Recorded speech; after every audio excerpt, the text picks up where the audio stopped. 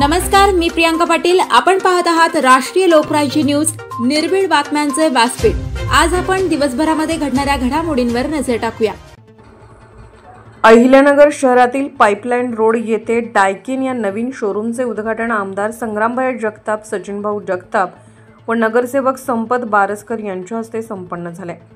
अहिल्यानगर शहरातील pipeline road येथे Daikin या नवीन शोरूमचे उद्घाटन आमदार संग्रामभाई जगताप, सचिनभाऊ जगताप, नगरसेवक व राष्ट्रवादी काँग्रेस पार्टीचे जिल्हाध्यक्ष संपत बारसकर यांच्या हस्ते संपन्न झाले आहे। त्यावेळेस डायकिन उद्योग समूहाचे उद्योजक लक्ष्मीकांत बडे व अधिक मान्यवर मोठ्या संख्येने उपस्थित होते। या ठिकाणी एअर कंडिशनर ऑफिस संदर्भातील सर्व वस्तू या एकाच दालनात उपलब्ध होणार आहेत, अशी माहिती या डायकिन उद्योग समूहाचे मालक लक्ष्मीकांत बडे यांनी दिली आहे। अहिल्यानगर प्रतिनिधी सचिन पवार।